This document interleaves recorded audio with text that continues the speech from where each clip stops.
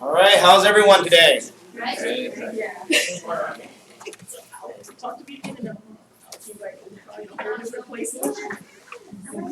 right, all right.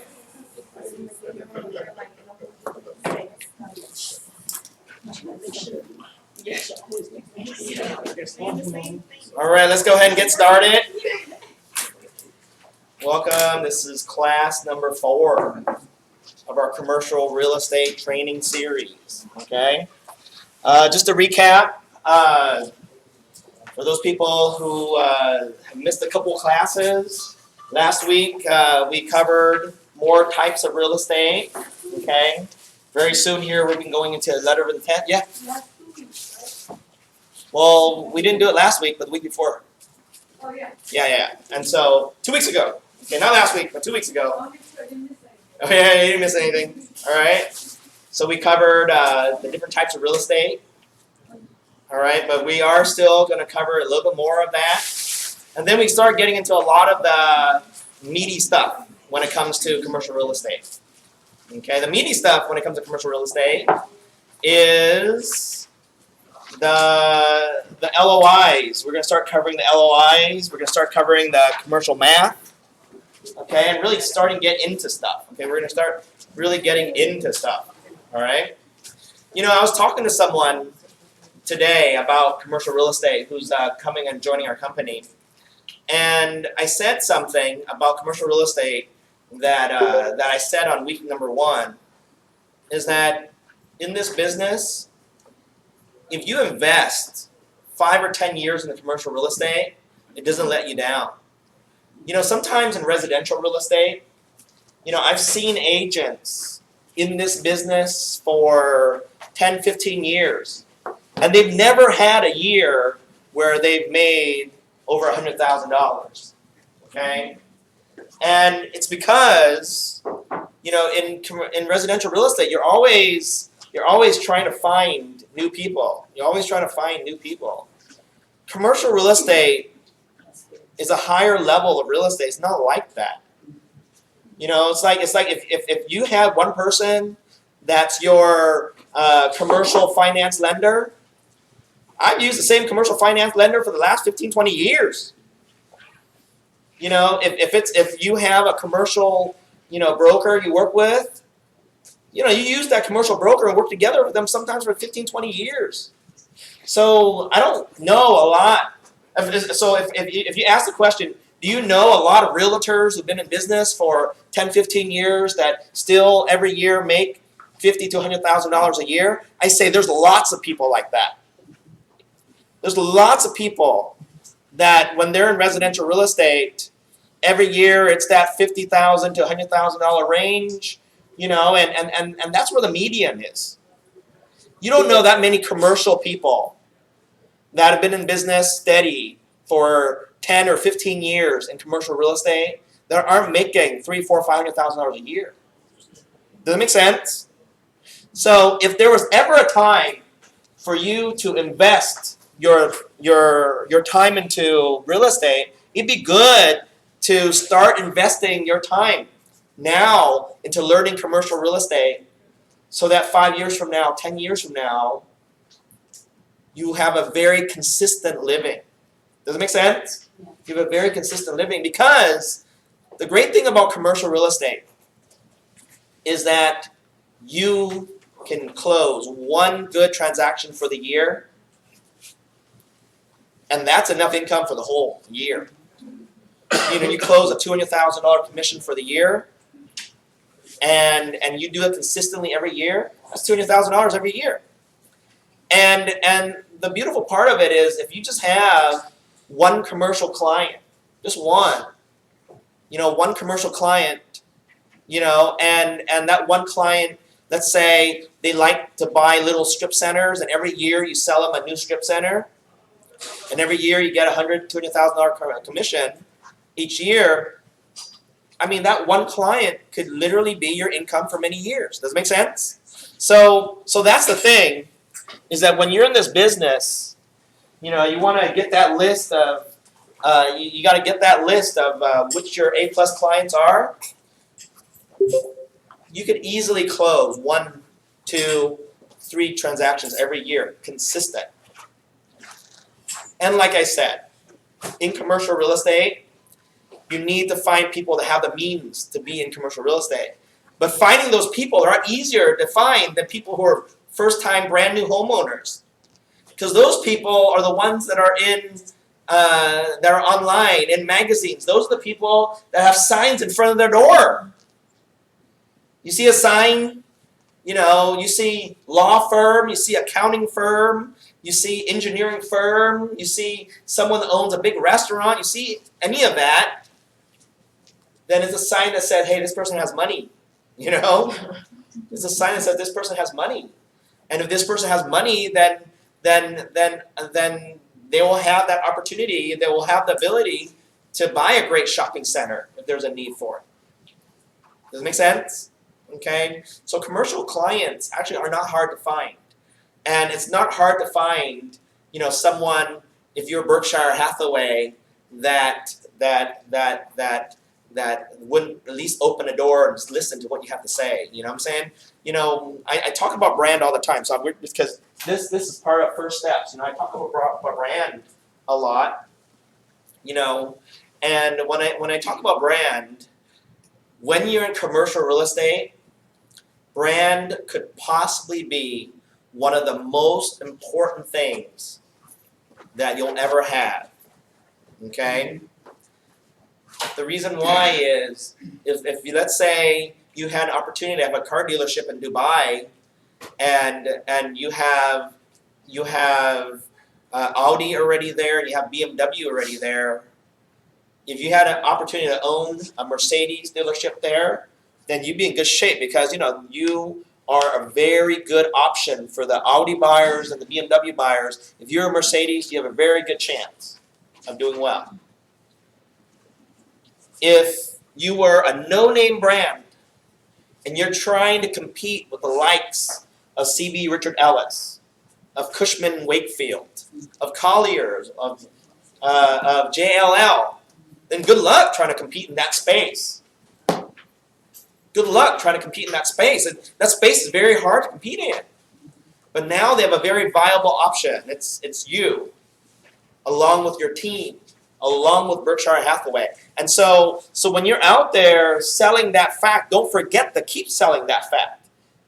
Don't forget to keep pointing at the fact that of the top 5 brands in the world, Berkshire Hathaway is always in the top 5 in the world, along with Apple and Amazon and Walt Disney and Starbucks.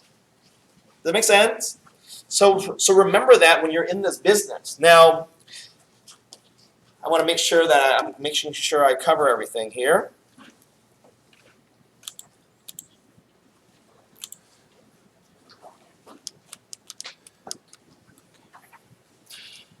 All right. So the last slide that we went over was, friends you need to know in big places. All right.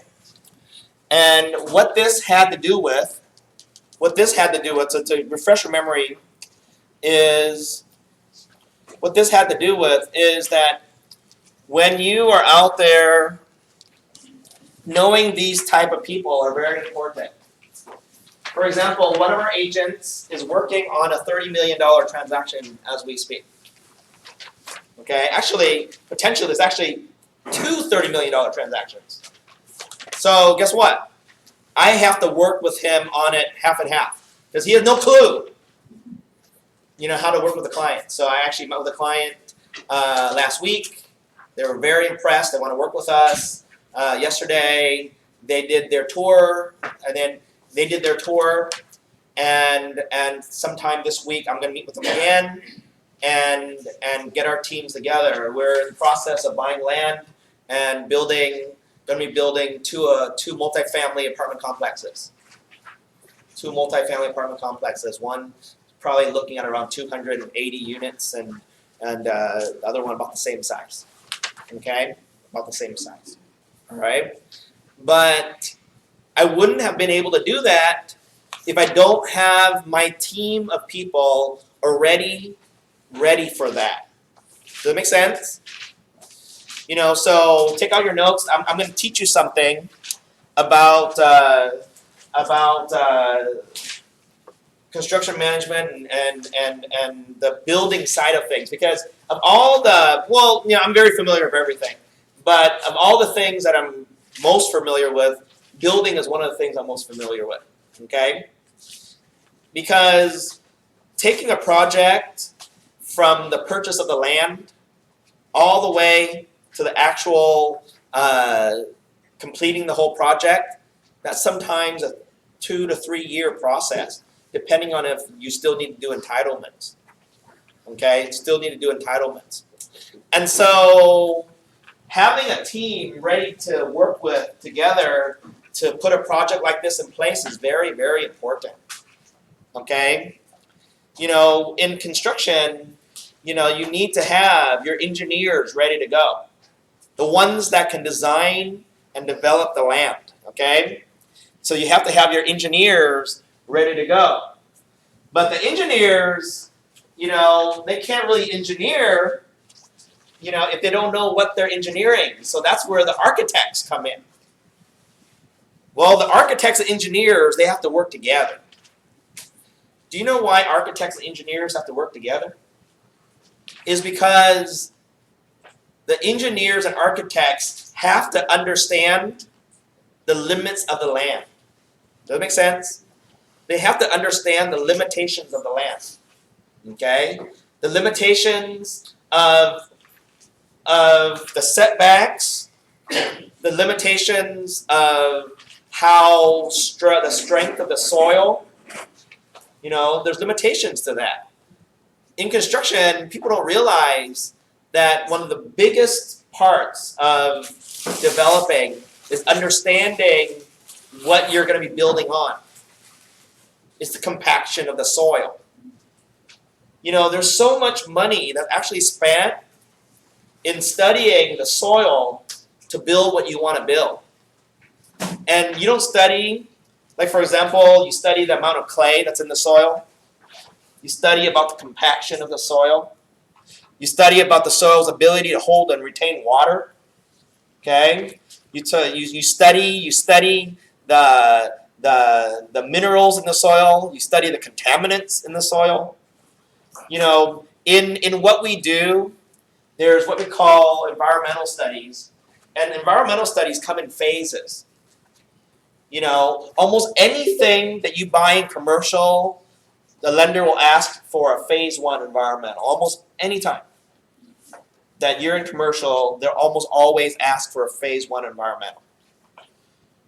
Even in office complexes where, you don't really have a lot of contaminants, to types of properties that have major contamination. And we talked about that before with major contamination. We talked about gas stations have to normally have a phase 2. Dry cleaners, sometimes restaurants because of the grease. But it's the contaminations underneath the soil that if it's contaminated, you know what happens? The contaminants, they rise up from the ground into the air that we breathe. Does it make sense? I've worked a deal before where they had to build an air barrier. An air barrier. They had to build an air conditioning system underneath the slab of the floor that runs these tubes underneath the whole entire foundation, okay, that would trap and remove the air coming from the ground up and move it out. Because the previous owners, didn't realize that it had contamination. Does it make sense? So in developing, one of the most important things is to study the land. One of the most important things in development and commercial real estate is before you buy anything, you study the land. Okay? Because you know what happens is that there's really, in commercial real estate, it's a buyer beware type of industry, where if you're representing the buyer and you don't advise them to do a soil study or at least a phase 1 environmental, What if your buyer bought a warehouse or an office building or a strip center that used to have a dry cleaner on it or whatever it is, some type of contamination, and they didn't do their proper phase 1 study because they paid cash for the building. And guess what? After they buy it, they just inherited a problem. Then someone in the building starts getting sick, and then they went to the doctor and said, hey, you know, it's in your lungs. And all of a sudden they sue the building owner for more than what the whole entire building is worth. Plus their damages and this and that. I mean, you literally could go broke like that. Does it make sense? You really could just go broke and go poor. You guys understand? You as the building owner or you as the agent? No, you as a building owner, and when they sue the building owner, they'll always bring the agent in. Why not? You know what I'm saying? Right? Do they have like a buyer inspection waiver on the commercial side? Huh? Do they have like a buyer inspection waiver on the No, I commercial mean, if it's in a transaction, you know, but that's the thing. Does it make sense? That's the thing. So we're gonna get into that more. Oh, you know what? I do have someone here. Hey, can you call the people that are there? I'm ready for them. Yes. Yeah, I'll make a formal introduction. Let's get the rest of the people.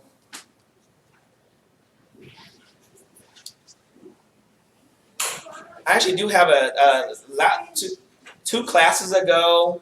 They were supposed to come in here and talk for a little bit, but I totally forgot. So at the end of class, I had them come and talk for a few minutes, but then a lot of people were still already on their way out. So today, I asked them to come back and just share with some of the people that didn't get to hear just for a few minutes about their company. You know, like one of the things that I think is very important on all of our transactions is getting a proper warranty. Okay, you know, one of the problems that we have sometimes with warranty issues is people that don't cover their warranties. You know, they'll always call it existing condition. You know, but whereas there's some things that are very unique about this company that I like. You know, so I just asked her to come back and talk to you guys just for a little bit, and then we'll resume our class. Okay, so please help me welcome, you know, one of our great home warranty reps. What's their company? HomeGuard. HomeGuard. Yeah. HomeGuard. Hi. I see a lot of familiar faces out there. How's it going? Good.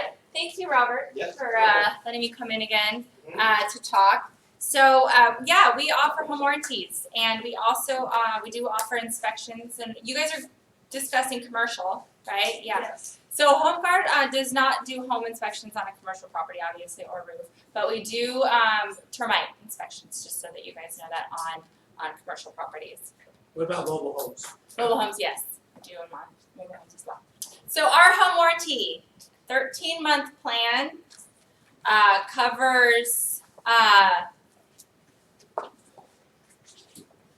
service call guarantee. So if we go out and we don't perform the work, so like he said, pre-existing. A lot of times the home warranty company will say that that's pre-existing. If that is deemed pre-existing, and the technician, so there's always a third party involved in that, the technician says this is pre-existing, then HomeGuard will not charge the $75 deductible. So we will only charge that deductible if we actually perform work on the property. So that's a big thing, right? That a lot of agents, that's the one thing HomeGuard kept hearing from the agents and their clients. Well, you came out and did nothing, and I just paid $75, like that. So we listened to you guys, and we made that adjustment on this home warranty. So that was a big one. We are doing rekeying coverage as well. So we will rekey up to 6 locks. Rekeying. We won't change out your deadbolts or anything like that, but we'll rekey up to 6 locks. We also offer a homeowner's insurance deductible. So what that means, this is for our Advantage plan, our second level. Let's say your dishwasher leaks. You're gone for the weekend. You've got water damage all over your floors and your cabinets. you have to call in homeowner's insurance for that. That's not covered under home warranty.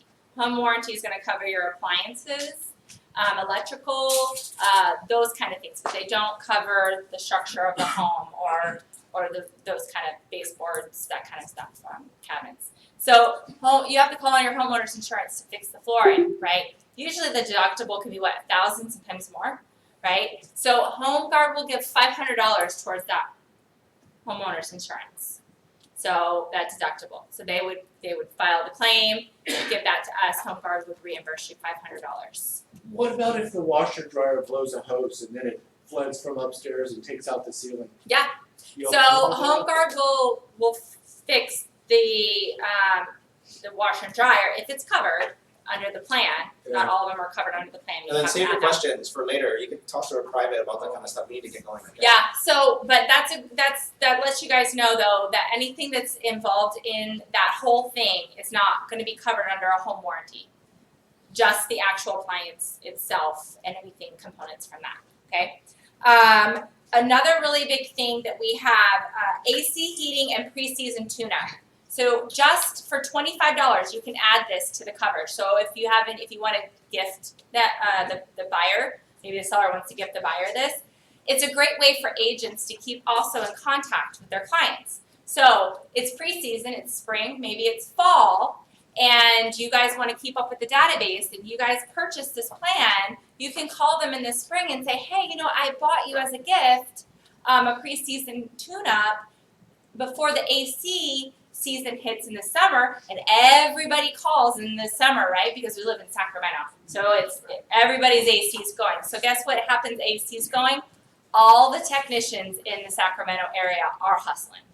So instead of being reactive, being proactive, and saying, let's get that tune-up done. It's part of your home warranty. Give them a call, and they'll come out and tune up the AC. And then the summer hits. You're not one of those ones that were reactive. Now your house is nice and cool. Same thing for the heater. So we have for that as an addition to the package. And in addition to $250 for supplemental blanket. But the other great thing is any military first responders, if they order a home warranty, it's $25 off. And same thing if you order a home inspection with HomeGuard. So those are some of the benefits of our home warranty.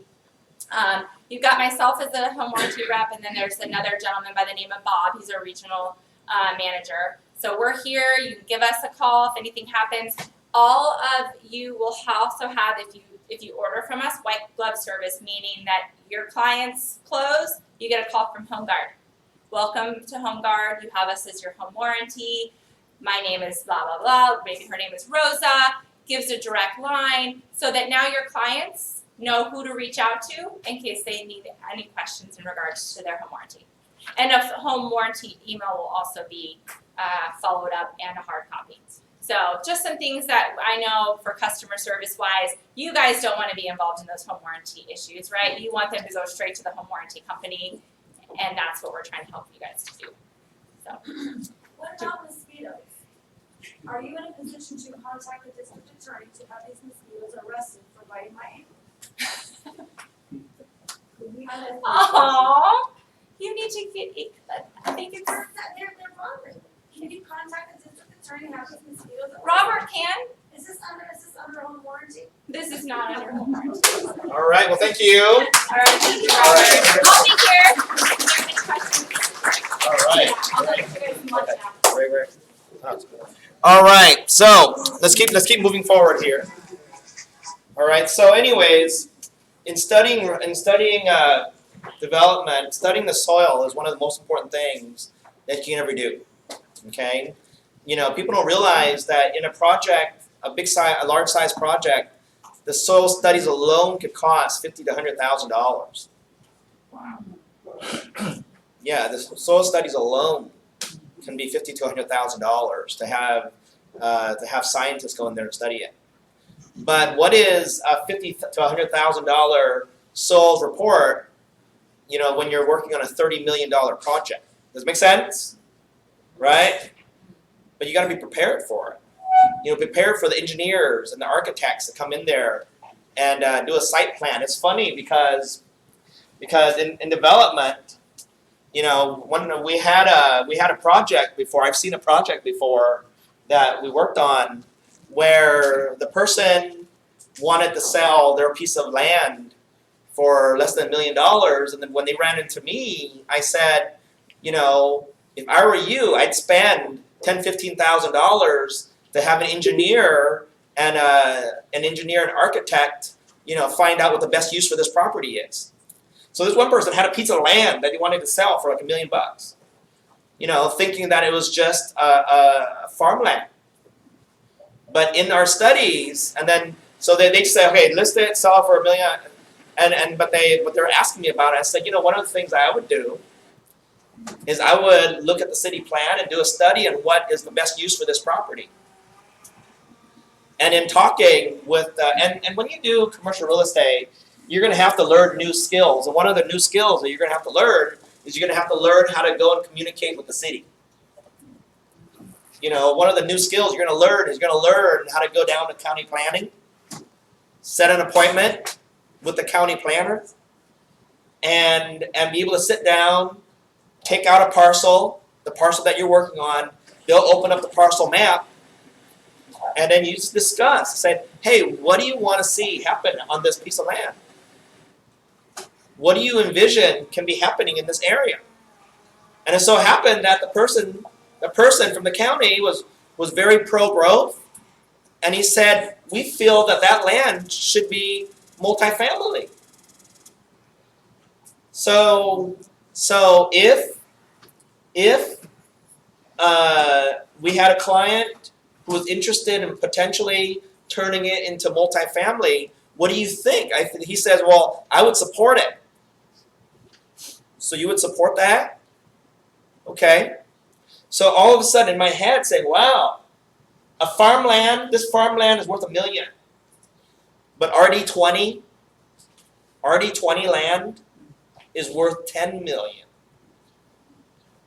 You know, this 100 acres, you know, whatever, is worth, you know, or however big that piece of land was worth $10 million. So client went from thinking they're going to sell for $1 million to end up later on selling for $8-9 million. Does it make sense? Okay. So that's something that people take for granted in developing is you got to see what the land is worth. Okay. And then so normally when I work on a land project, how it works is, you know, you make your commission from the sale of the land. But then I come in and I say, well, I'm going to project manage for you. You know, my commission is 5% of the total project cost. And after the project cost, we either sell the project or then we help lease the project out, and we stay on as the person the team that manages this commercial project of yours. Does it make sense?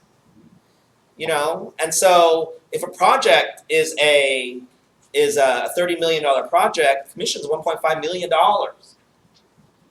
and it could take 3 years to complete.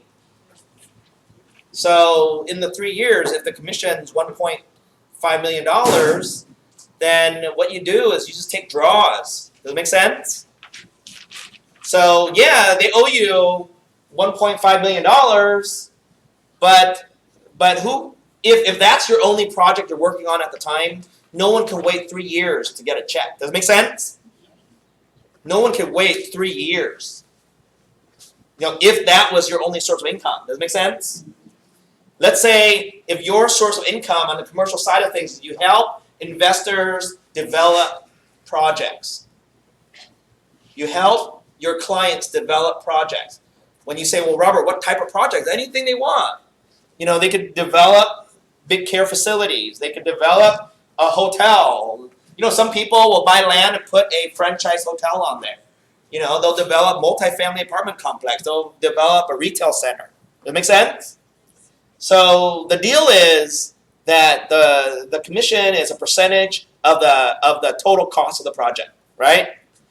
But then normally how it's paid out, and it's paid out through the bank, normally it's how it's paid out is paid out in draws and then lump sum at the end. Does that make sense? So if the project is meant to be 3 years and let's say the commission straight is $1 million, then you might collect $10,000 a month for 3 years. So now you've already collected $360,000. Okay, so $120,000 every year, and then when it's all said and done, project is final. You know how you know is that they come and they final your project, right? When the project's finaled, then that's when you get your bulk, and it's all in the financing anyway. So does that make sense? It's in the bank's last payment, right? Do you have to have a special license or certification to do that, or just a commercial license? Well, I mean, we're commercial realtors, and you have to have a skill set. Does that make sense? Background. Yeah, you have to have your background. You don't have to be an engineer to do it. You don't have to be a lawyer. You know what I'm saying? And it's not required. Yeah, you just have to have there's no construction management. I mean, you might have a degree to do it. You know what I'm saying? Yeah. Right? You don't have to be a contractor to do it. You know what I'm saying? All right? You just have to know how to manage a team. Make sense? You just need to know how to manage a team, and it's good to have your real estate license to do it. Okay, it's good.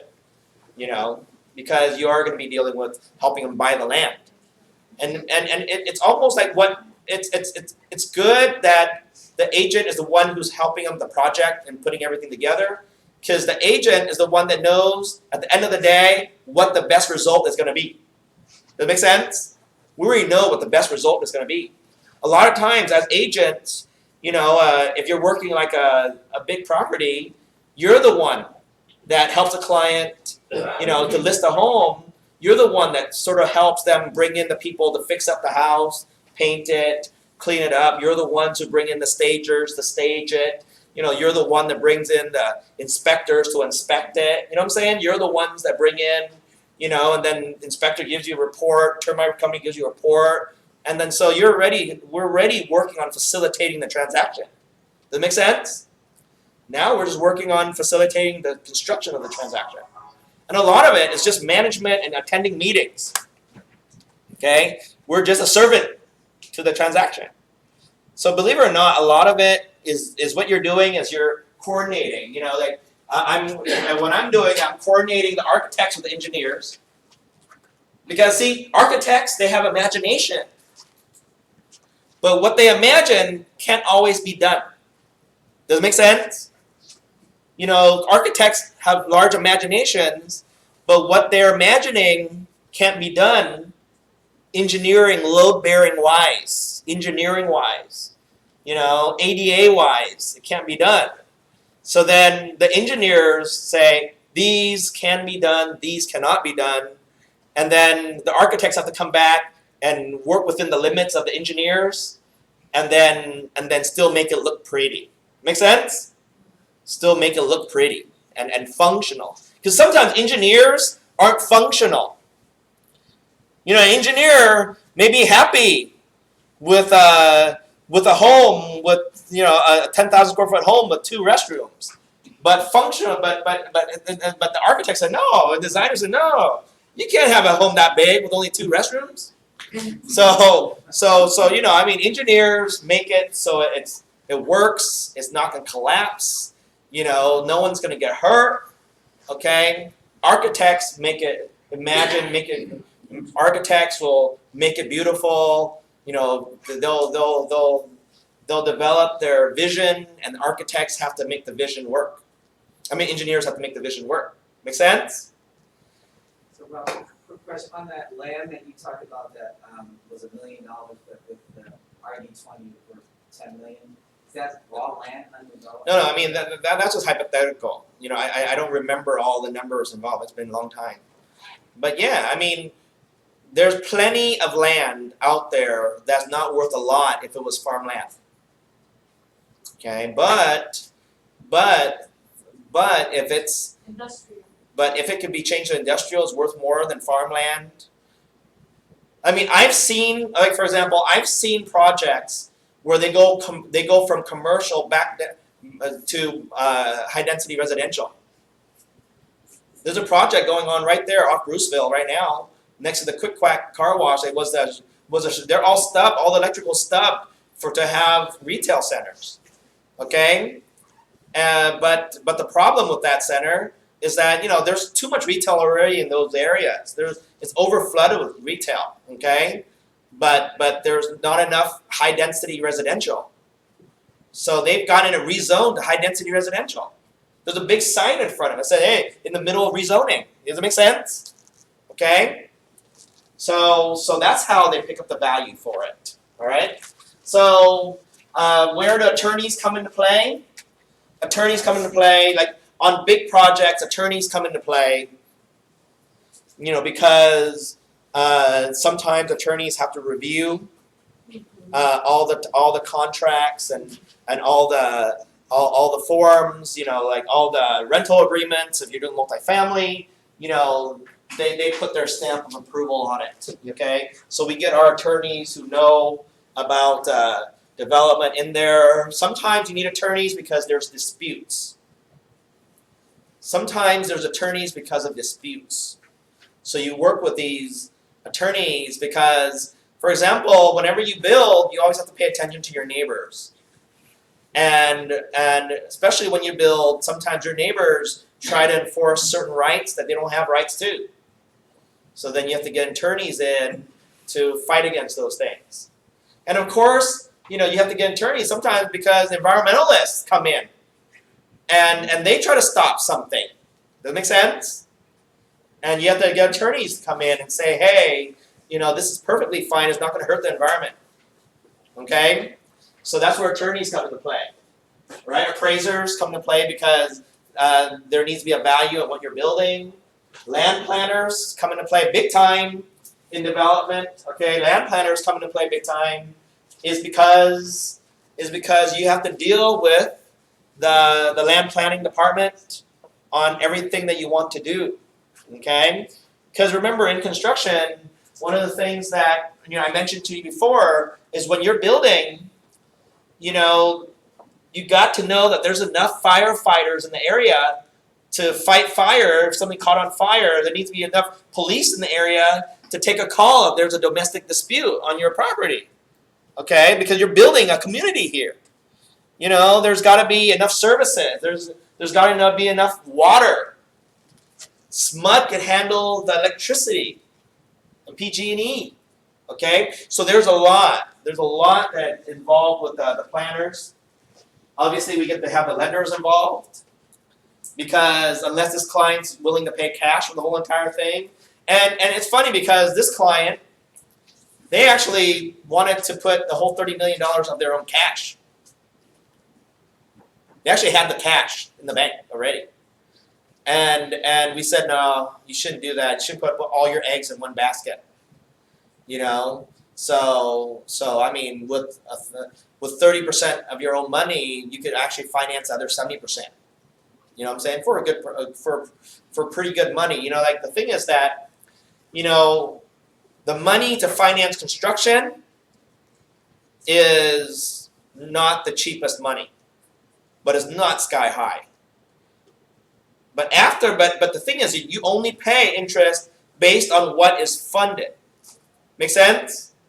So normally when you get a loan, you get the entire amount of the loan, and then you pay interest on it, right? But construction is not like that normally.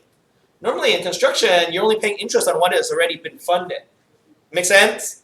So if $1 million funds, you start paying interest on it. If it's $2 million funds, so if it's a total $30 million project, you're putting $9 million down, and there's $21 million funding, you only pay the interest as it's funded. Does it make sense? Yes? As you're using it. Okay? When you're done using it, oh wait, did everyone sign the sign sheet? I'll bring it right now. Okay. And then once it's funded, it needs to go into permanent. Okay?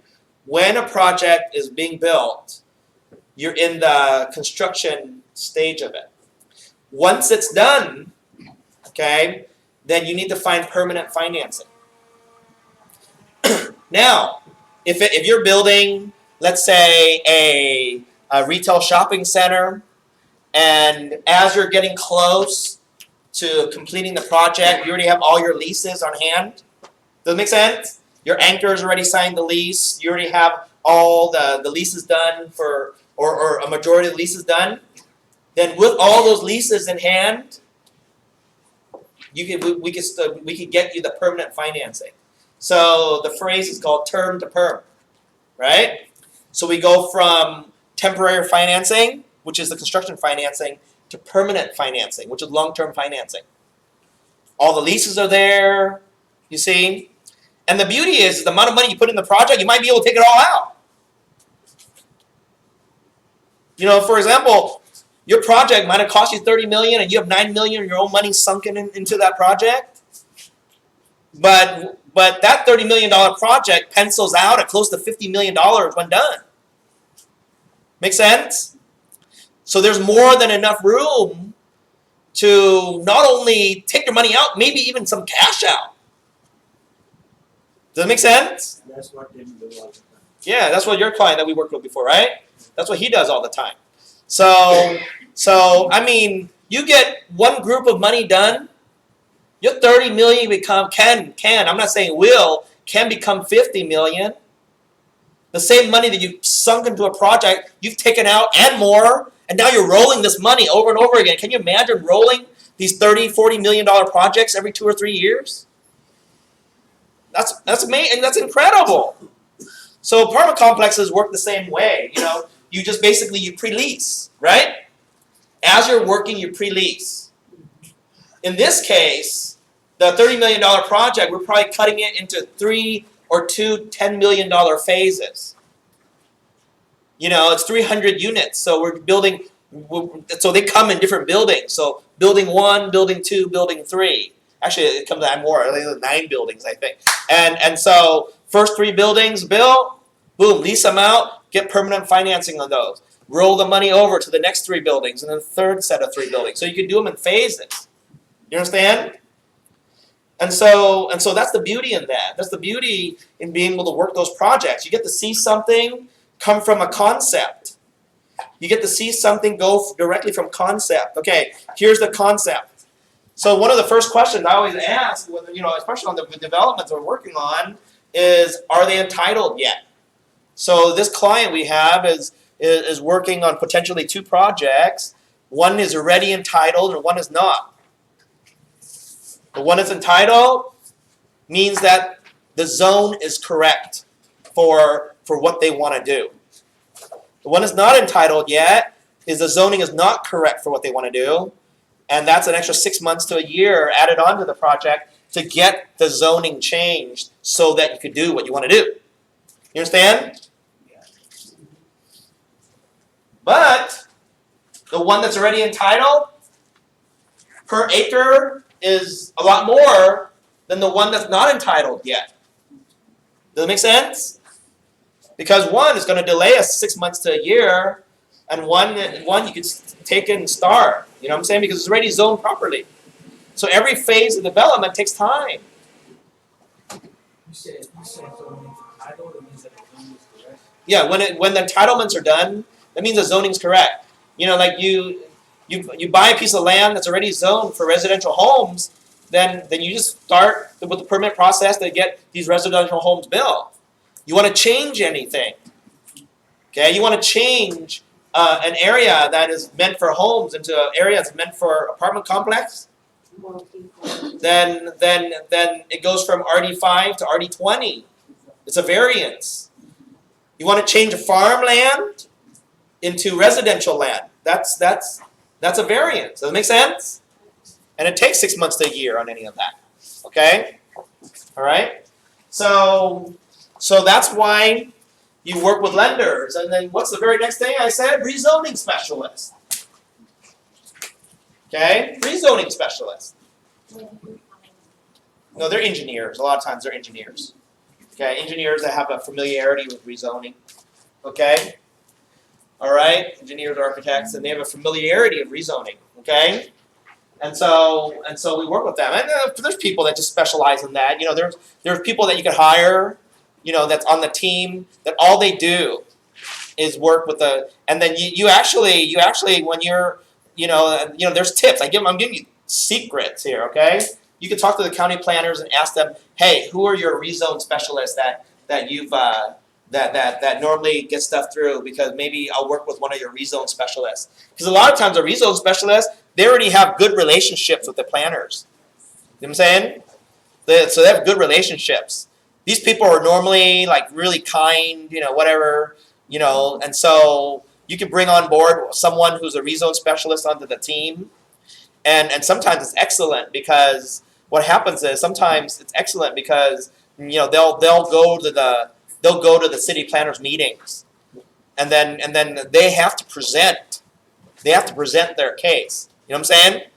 And they already have presentations they've already built throughout the years, and so these presentations, they have a sort of solid. You know what I'm saying?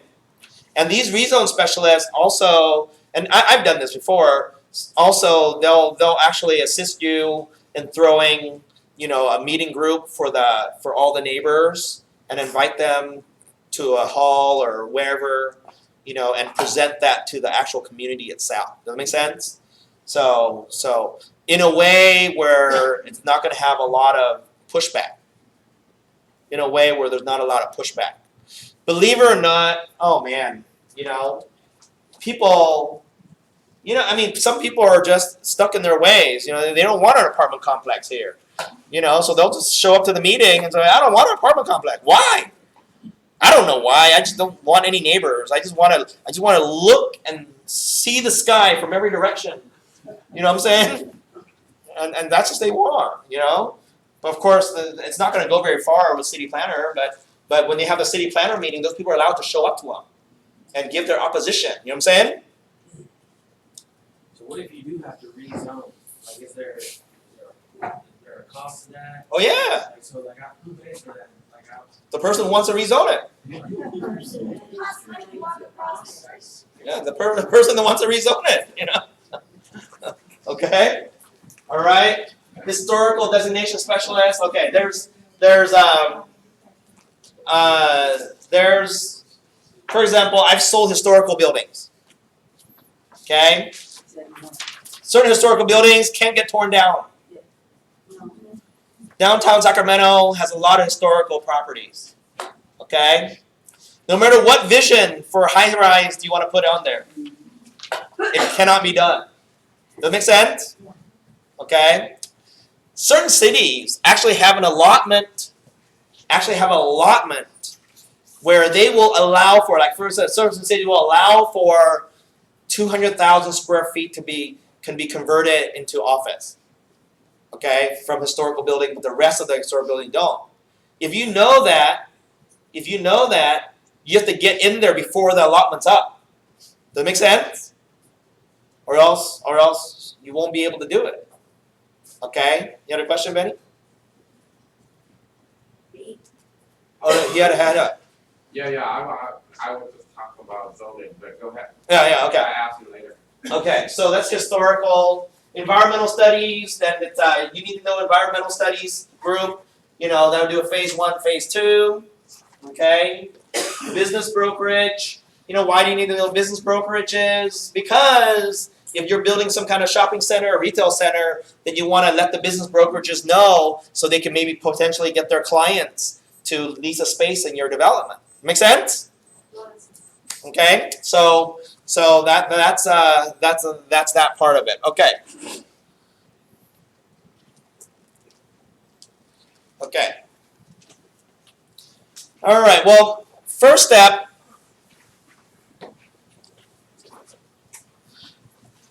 To get into commercial real estate. This is just some general information here. Is when you're in this business, when you get into commercial real estate, you gotta be with a very good company that knows what they're doing, because you can, especially if you're not with the right company, you'll never be in commercial real estate. Okay, some companies don't have an expertise, or their broker doesn't have an expertise in it. Okay, but maximizing your exposure in commercial real estate is very important, and I think, like I said before, we are Berkshire Hathaway. And we are a huge brand. The brand itself, if you sell the brand correctly, if you're professional, you could get into the door of a lot of companies. Okay?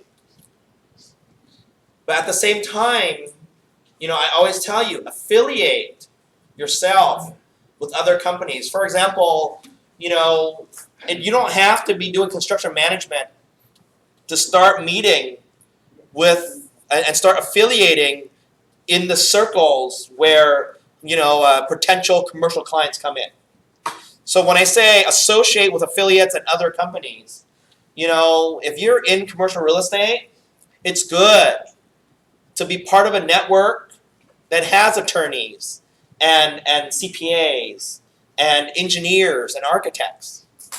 The thing is that the reason why if I had a client, I could get a team together fast because I have the engineers I've worked with for years. I know the architects I've worked with for years. I know these people. And I know the deals they can do. Does that make sense? So I feel super confident that a deal will get done correctly. Make sense?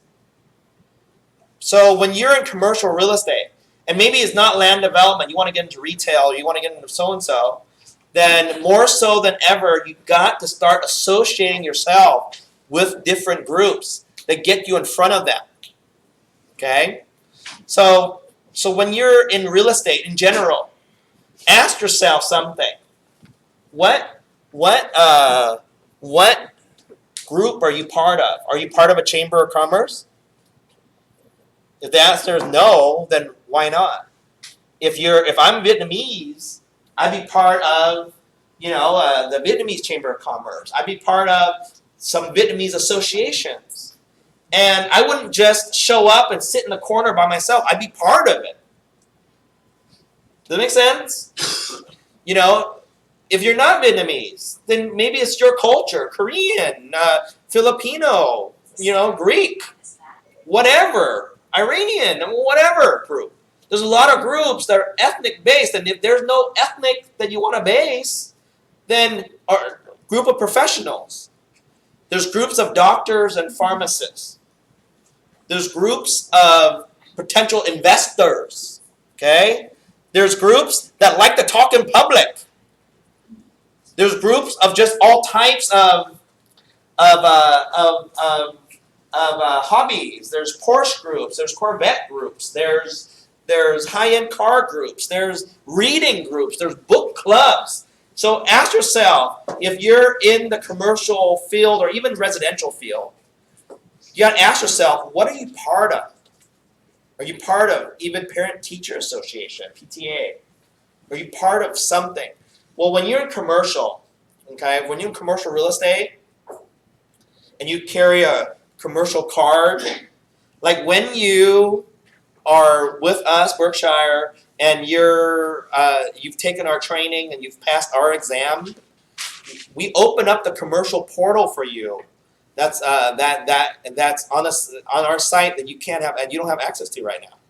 Your back office is now the commercial side of all your marketing materials is opened up for you. Okay? There's a lot there.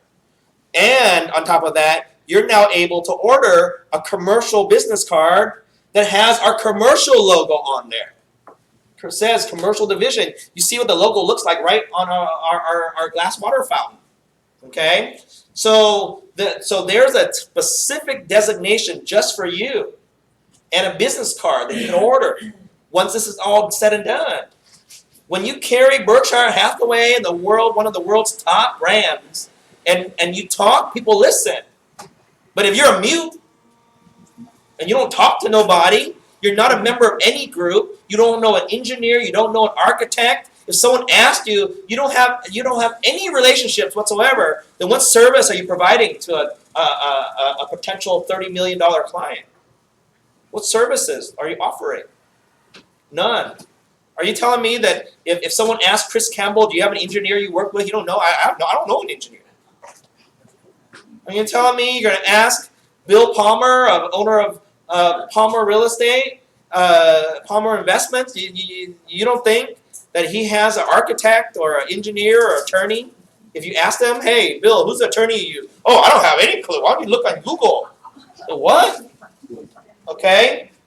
So you have to start building your relationships as you're developing, your expertise in this business. You need to start associating with affiliates and other companies. You need to start doing that. You need to keep learning and keep learning. Yeah, you coming to an 8-week class, you think you're done, you're an expert? You haven't even done your first deal yet. You're still sort of new. I'm just giving you a little bit of foundation. We're getting to know the language of this business. When I go over LOIs, you'll look at a couple LOIs, and you'll look at some contracts. But that doesn't get the job done. Does that make sense? Your first minimum 3 to 5 deals, I do them with you if they're big enough. I tend to do them with you. Okay. So that you get to see me in action a little bit, okay? And then you don't lose the deal, all right? Then you don't lose the deal, and you'll be surprised how much I actually do. I actually have 2 deals with one of our new agents where I end up doing 99% of the deal. I can't even get a hold of the guy. I'm still paying him a commission. I was like, man, I can't believe that just happened to me. I became a TC. It was like, oh man, he disappeared. It's like, oh my God. I did 2 deals and I ended up doing 99% on both deals. And it was like, oh man. But you got to keep asking for assistance, guidance, and on commercial deals, because we don't want the liability. I tend to do them with you, first couple, 3 or 4, and then from there, if you feel confident, then I'll sort of let you go free a little bit. But I still review everything because you can't fool around with commercial. Okay, we just cannot fool around with it. All right. Okay, so I'm going to forward this through. Okay, so. Okay, we went through that. Okay.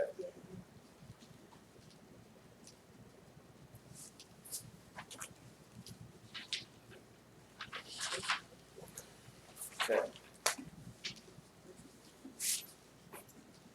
All right, so when you do meet with a client, okay, so I talked about different types of deals. When you do meet with a client, okay, I'm going to go through a part of commercial real estate on what to ask your client so you don't look stupid, okay?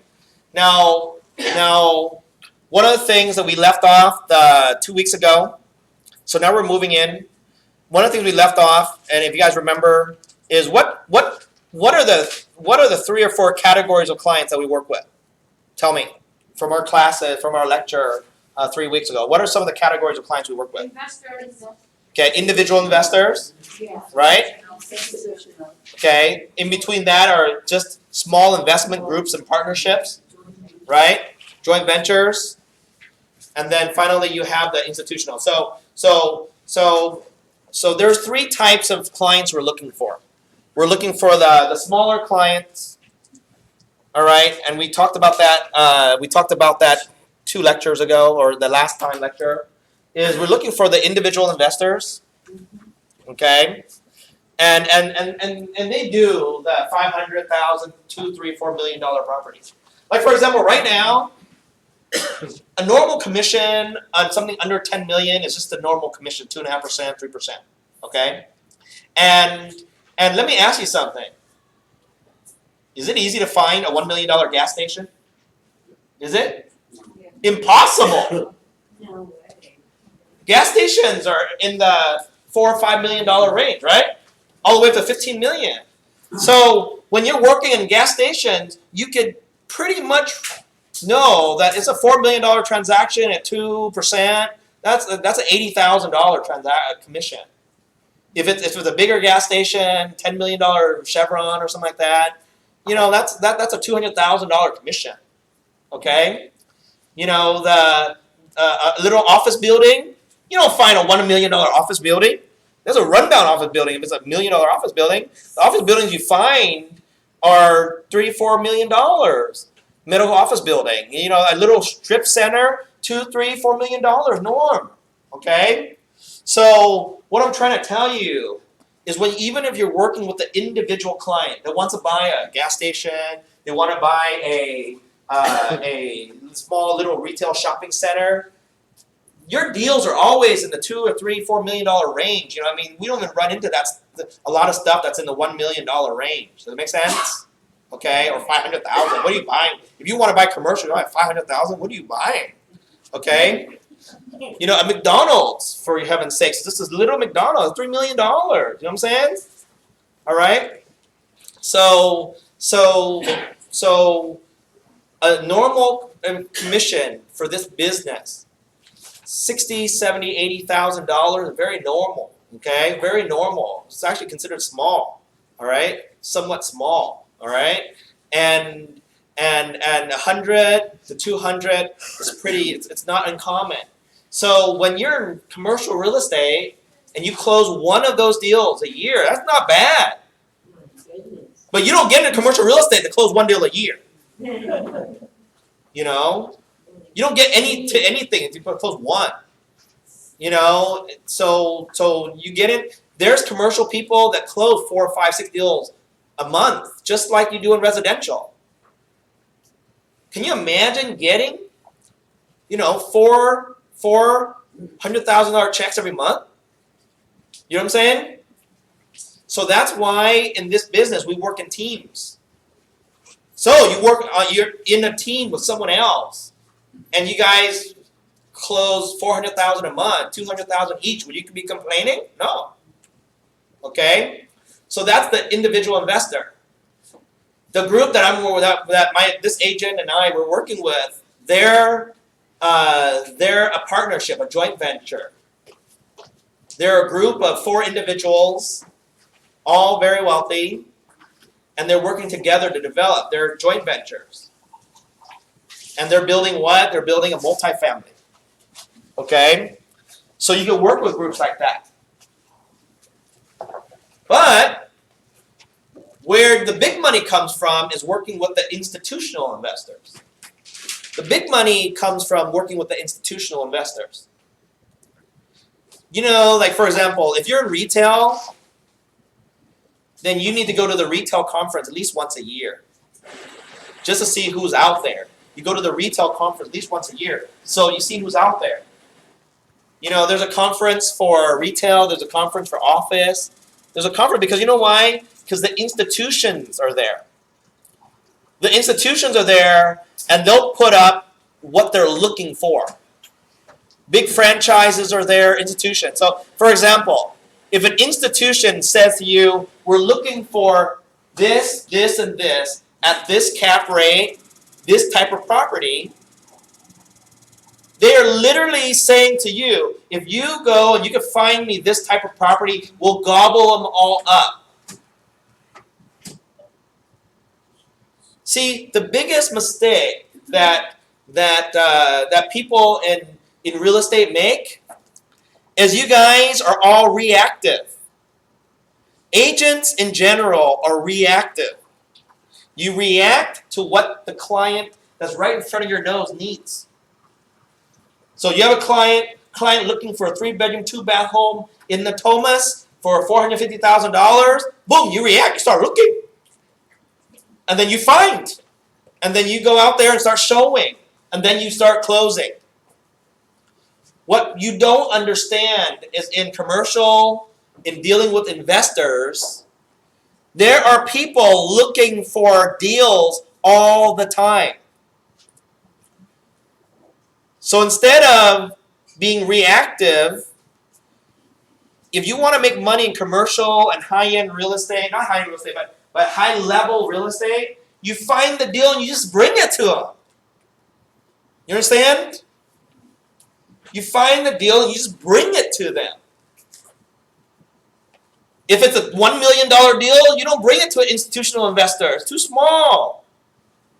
You look for partnerships and joint ventures or even individuals that could buy it.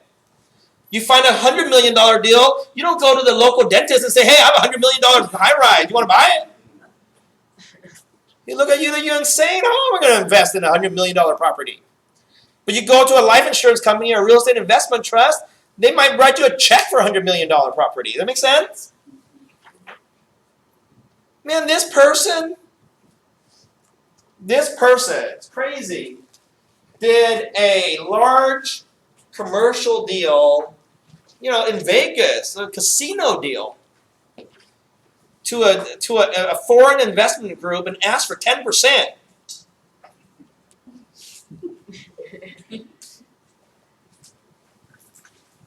Man, this guy asked for 10%, and he got the 10%.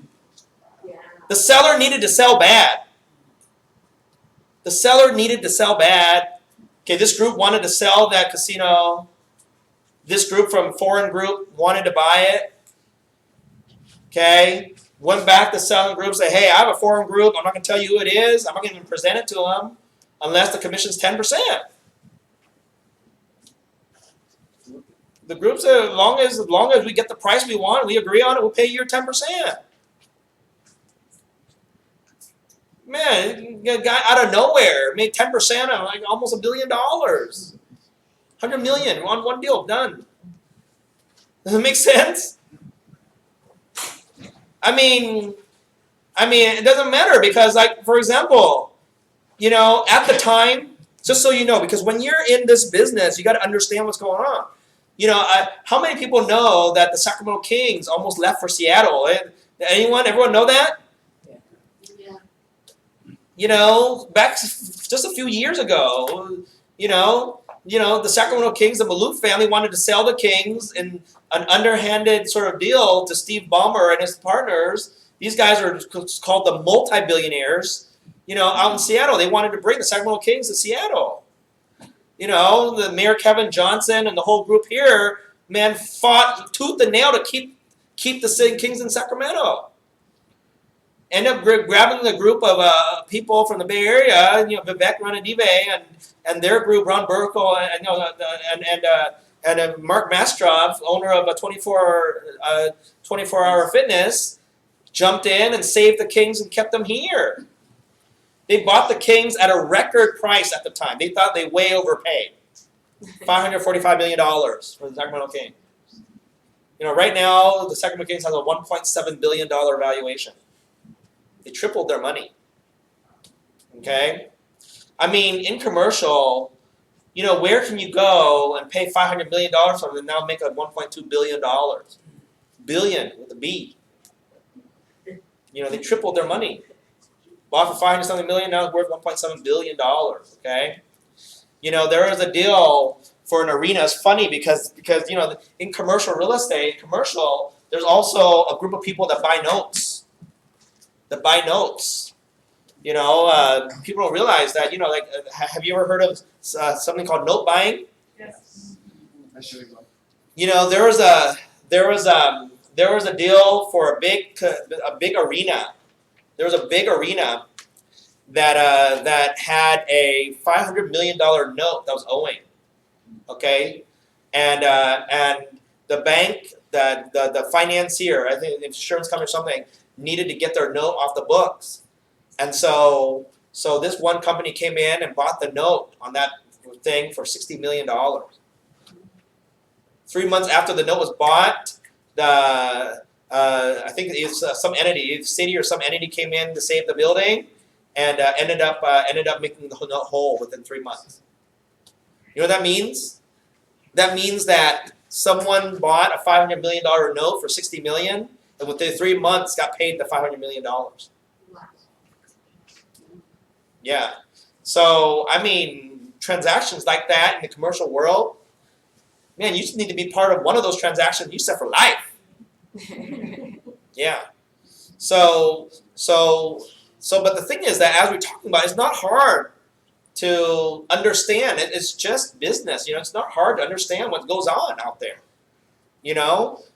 Believe it or not, it's funny, but sometimes a residential transaction is much more complicated than a commercial one. More complicated, okay? Because you're dealing with amateurs. You're dealing with people who don't even understand anything. When you work in the commercial world, you'd be surprised how smooth sometimes deals close and how little paperwork is involved. Does that make sense? Because we don't have all the mandatory disclosures and all that kind of stuff, okay? So the portfolio client is a big client. If you're able to get in good with a portfolio And let's say a portfolio comes into you and says, hey, we're interested in your region, and we want to buy, we want to put $500 million into your region, you could be sitting pretty for a long time. Does that make sense? Okay. All right. So the questions to ask the client, so you don't sound like you're, you don't really sound like you're, you don't know what you're doing. Okay. And for me, questions are very important because clients, especially clients with a lot of money, they like to talk. So your listening skill has to be very, very good. Okay. You know, one of the questions I'll ask my clients is, have you owned this type of property before? How many properties have you owned? I just wanted you to understand your level of experience in commercial, okay? So one of the things I always try to ask the client is, you know, what is your level of experience in this kind of business, okay? Don't get in above your head. Don't buy, you know, a shopping center if you've never, you know, a big one if you've never really ran one before. If not, then you got to have someone help you manage it. Okay, so you know, why are you looking? You know, so how many properties have you owned? Why are you looking to buy this property? You know, a lot of times when we're working with investor clients and clients, you know, the reason they purchase because they need to have money moved somewhere. Okay, there's many reasons, but one of the reasons, you know, the primary reason they want income and cash flow. But it's always good to really understand where their money is coming from, okay? To understand where their money is coming from, all right? Okay? I always want to understand what other real estate holdings they have. You know, what kind of returns that they're getting from their holdings. You know, I want to see how diversified their holdings are. You know, some people, they just stick to one type of holding. You know, they like offices, stay with offices. They like retail, they stay with retail. You know, and so we just want to see how diverse their portfolio is. Okay, and what price range they're buying in. Okay, so these are some of the questions I always like to learn about the client. Okay, all right. Could you go back to the, I wasn't done with these. Okay. Just real quick, just a minute. Okay. Please, thank you. Thank you. can we just take a picture? Yeah, just take a picture of the screen. Can you please? I'm sorry, this is Okay. a lot of writing. So I mean, it's good to ask these questions of your clients. You know, so the first thing that I do when I'm and you know, it's funny because if you don't know what questions to ask and you don't know really what you're looking for in the client won't trust you. The client won't trust you. So I sort of come in there and say, hey, what's your experience? So I get them talking, and when they get them talking, they actually feel good at it. They feel good. You know, if all you do is talk and they just listen, after a while, they don't, you know, after a while, you know, and a lot of times it's funny, but a lot of the clients that we work with are A-type people. You know, I mean, when you're a business owner, you're buying commercial property, you play this game at a high level. If you even sound as though you're weak, they'll find someone else. They can sense it. Yes. Okay? People who are very experienced can spot out inexperience real fast. That's why or they could sense out nerves real fast. You know what I'm saying? You know, that's why it's good to have me there. Okay, if it's a big client, it's good because I'm confident. You know, I've been teaching this for so many years that I don't get rattled, or I mean, no one can rattle me. I rattle them, but not the way around. You know, it's not the way around. I've never been rattled. Okay, so you know, even the group that wants to invest, I said, you know, I mean, yeah, you guys need a lot of work. You know what I'm saying? You guys have, your entities are not done right. And so when you tell them that, they realize, okay, we're working with someone that knows more than us. You know what I'm saying? No, why do they need you? They don't need you. Okay? All right? So these are questions. These are more questions right here. Okay, so one of the things I also always ask is, you know, is there anything stopping you from doing this? Because my time is very, very precious. I do not deal with people that waste time. You know what I'm saying? You know, I'm sure in your life as a realtor, you've dealt with people who have you looking for properties for 4 or 5 months, all in a while they never were ready to buy in the first place. You know what I'm saying? It's like, oh man, you spun my wheels for 4 months. I've been showing you property every weekend for 3 months, and then you find out you don't want to buy anymore. You know, what the heck, right? Well, commercial, man, there's so much. Well, the thing in commercial, you know, is that the people that you work with, they have a lot of money and responsibilities too. So it's funny, commercial people are actually a lot more decisive than the people when you work with in homes. Does that make sense? They're a lot more decisive because, you know, a couple could have you showing them property for 6 months every weekend. And you know, and you feel like you're wasting a lot of time. Commercial, not necessarily like that, because the people in commercial, they're busy in their lives running a company themselves. They're millionaires themselves. So they have no time for you. So when they go and look, they look and they buy. They don't really fool around after that. We don't have time. Make sense? So commercial people are pretty decisive. You know, they know what they want and they get it. Okay, they don't sit there changing their mind all the time. It's not like that. Okay? All right? Okay? Who are the decision makers? Okay, partners, board members. Now, you do run into this a little bit. Okay? Some commercial people that are actually more newer, then they can be very undecisive. If they have a bunch of partners. Okay, then I got to meet with all the partners, get everyone on the same page.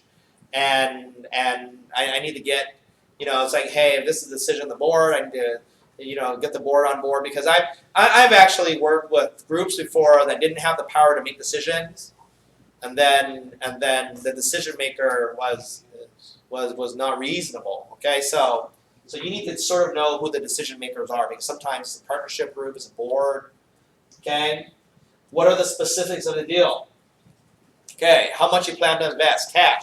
What types of return you're looking for. So now we get into the parts of the deal that by the end of the series, you'll understand, you know, when they give you an answer. How much do you plan to invest? How much cash do you have? Okay? So we will have a class that sort of talks about how much money people need to have for what. Okay? You know, on a lot of development projects, it's funny, you know, I've had people come and they said they want to start developing. They want to start building houses or whatever they want to build. And then they say, how much do I have to put down on the land? You know, that's my signal to shoot them down right away. I said, what? So you want to finance the land? Then if you want to finance the land, there's probably no chance you have. Because people think that if a land sells for $4 million and they have 30% down for the land, $1.3 million, that they could buy the land. But then where are they going to get money to develop? You know, normally, if you're developing, you're paying cash for the land. Because a development normally needs around 30% cash injection. Okay? So depending on the bank, it could be 25%, it could be 40%, depending on the project itself. You might get a bank that go with the 75% LTV, or you might get a bank who max go 60% LTV. But whatever it is, that's your cash injection. So if you're telling me you want to put 30% down on a piece of land, the land is only a small fraction of the project. Does that make sense? The land might be $4 million, but your project might be $15 million. And your project $15 million, 30% of that's $4.5 million. The land's $4 million. You have to pay the land cash plus have additional $500,000 to even get the project started. Does that make sense? So in development, Normally, you'll have to have around 30% of the total project cost, everything, and then you have 30% of that. Okay? You don't just put 30% down on the land. You think you can build something? No way, never. Okay? What about the option to buy? Huh? Some people they do option. Oh, they'll do options.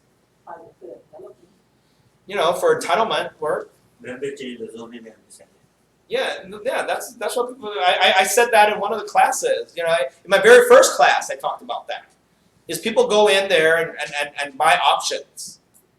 They'll just option land, okay, and then they'll say, okay, I'll pay you $5,000 a month, or I'll pay you $2,000-$3,000 a month for an option on this land for $1 million. So what you're doing, or I'll give you $20,000 for an option on your land. Okay, so the option's for $1 million. So the person agrees, says, okay, I'll give you a 1-year option to buy for $1 million, and for that option, I'll pay you $20,000 for that option. Then during that year, you take all, you start meeting with the county planners, you start applying for the rezone, and that's called your entitlements. And once it's properly rezoned, then you might have gotten that $1 million property worth $5 million. Okay? And then at that time, you option it. You exercise your option, you buy it. Right? Or you just find someone $5 million and tell them, I'll give you $500,000 off, and you assign that option to them. And they'll buy it for $4.5 million. $1 million goes to the seller, and then $3.5 million goes to you. Done. That's optioning. That make sense? I mean, it only took me a few sentences to say it. It's not as easy as you think. You know what I mean? You can't just all of a sudden, start building money that fast. But sometimes it is that fast. Sometimes it is, and sometimes not. I mean, one investor bought the water rights. Do you know the one investor was so smart? Okay, so smart. Not too far from here to LA, somewhat close to Bakersfield. I think Angelo Tsoukalos. If I got it right, it could be someone else. Okay, one of the guys here bought like a couple of thousand acres of land no one even wanted. There's just bought land. On I-5, when you drive from here to LA, right before you get to Grapevine, it's just sort of barren. Does that make sense? Barren. Well, guess what? They bought like 1,000-something acres for not very much. Like 1,000 acres for like a couple $1 million. Okay? Of just land. Then you know what they did? When there was a drought, they sold the water rights on that land to, I think, Los Angeles County for $100 million. Just the water rights. Not even the land. They still own the land. Even though the land, not really anything. But they sold just the mineral right. Huh?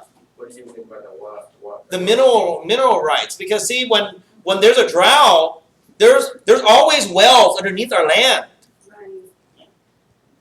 Like underneath our land, there's just natural water. You know a well, right? You heard of that? A well? If you drill deep enough, there's water underneath us. There's rivers, sometimes oceans underneath us. You know what I'm saying that? Okay? So we own minerals. They're called mineral rights. It's like if you discover, see, what people don't understand is when you buy land, you buy more than you think. Okay? Literally, you're buying the land that's underneath you to the middle of the core of the earth. All right? You understand that? You buying straight down to the center of the earth. I don't know how humans can understand that we can own the land that far. We even have something called air rights. That technically we own the air above us. Of course, that's normally for the purpose of air rights is like, You know, like people, you don't like all of a sudden someone has a big old tree hanging above your house, and then you know their leaves keep falling onto your roof, and then the leaves kept getting in your eaves, and the eaves get clogged up, and you have leaks in your roof because of that. Then you exercise your air rights to get them to chop their tree down above your property line, so they don't keep shedding onto your land. You know what I'm saying? You know that's more common of the use of air rights, or you have air rights in terms of of people building in front of your view, and you're right on the side of a mountain, you know, and looking into the ocean, you know. But those are air rights and underground rights, subsurface rights. Okay, well, this investor bought thousands of acres and sold the water rights so that the county could drill down and get all the water underneath his land.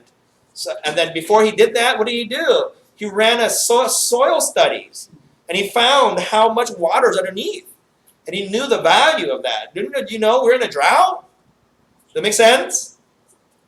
So people that understand this business, they make money, and they can make money in all types of directions. You guys get that? You can make money in all types of directions. See, so too bad you're not making money in any of those directions. That's what we hear. Yeah, that's why you're here. You need to find an angle. Remember, one of the very first things that I talked about at the very beginning is everyone in your life, everyone in their lifetime should have a day where life is a series of forks in the road. Decisions to do or decisions not to do something. Okay? At one point in your life, you made a decision to get your real estate license. And at one point in your life, you made a decision to get into real estate, and now you've run into a fork in your life where you have possibly made a decision to maybe get and dabble into commercial real estate. And in this journey, you're going to make a decision to specialize in some type of real estate, and then you're going to make a decision to pursue it or not. You know, I mean, I tell people in life there's a lot of easy exits. It's very easy to want to do something and just not do it. Not put effort into doing it. Does that make sense? You know, because you know, life sometimes is comfortable. You know, I mean, right now I'm toying with the decision to take my mortgage company out of the Sacramento space and go to different states. Even though we're doing just fine here in California. But I'm toying with the idea of taking my mortgage division into different states. And I ask myself, do I want to do it? If I don't do it, I'll be just fine. If I do it, I could be doing more. I don't know. You know, I toyed with the decision before. Do I want to get more people to do commercial real estate or not?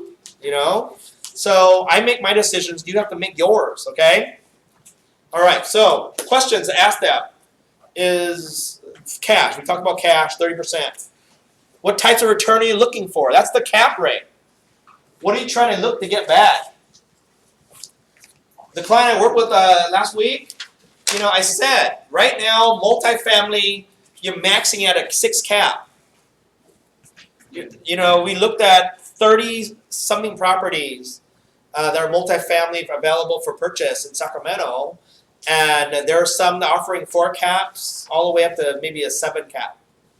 But mostly it's in the 5s and 6s. Okay? One of their questions is why is this one asking a 4 cap and why is this one asking a 7? I said, well, the one that's 7, maybe the rents aren't the tenants aren't very stable. The one that's offering a 4 cap, maybe it's maybe they're students. You know, like right now, like for example, student housing in Davis, you probably are looking at a 4 cap. Because there's always a long list of people wanting to rent. You guys understand that? You know, I mean, like I said, student housing is probably for multifamily one of the most valuable types of properties you can buy. Because student housing is guaranteed.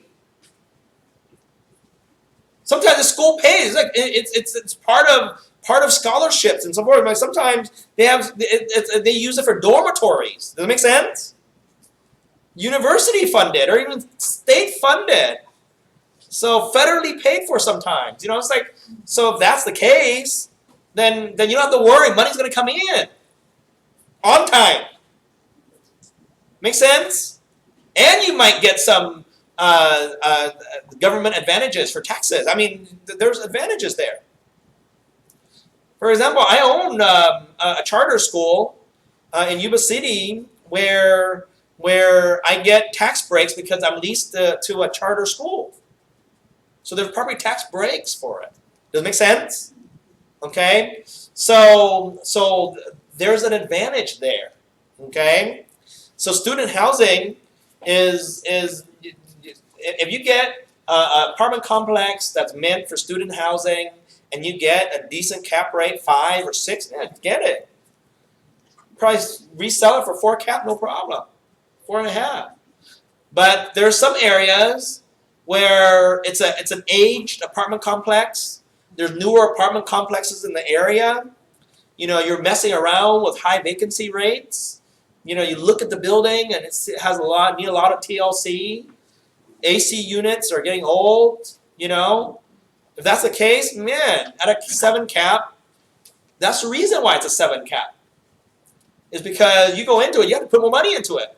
And once you factor in the vacancy and the more money into it, really you're realizing only a 5. You know what I'm saying? That kind of stuff. So they ask me that question, you know, or sometimes they're just overpriced. You know, it's like sometimes it may just overpriced. You know, I mean, I have to analyze it. Okay? Okay? How long you want to hold on to it? Okay? Some people buy and hold, some people buy and flip. Commercial, you know, no different than residential. Some people buy and hold as long-term income. Someone buy and flip, want to make a quick buck. Okay? Some want to do a little bit of both. All right? What types of property are you looking for?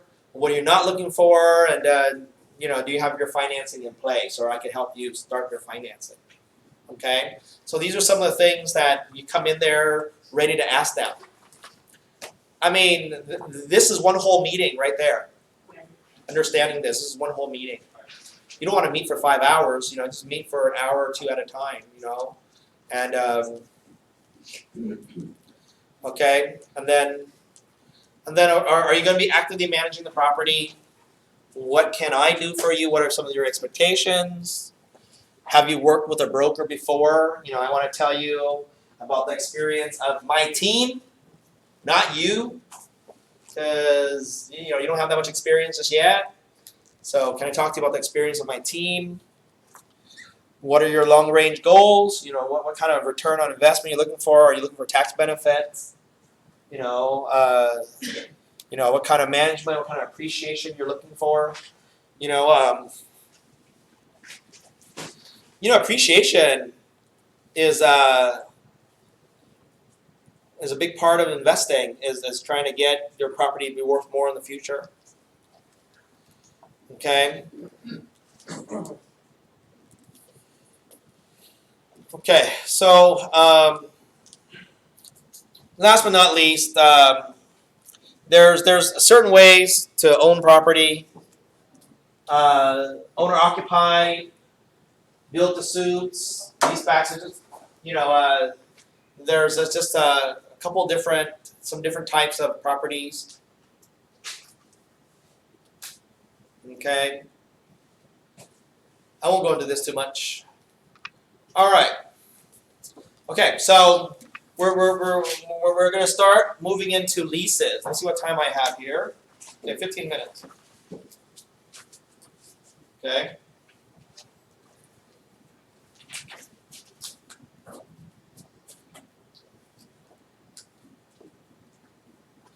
All right. What is a commercial lease agreement?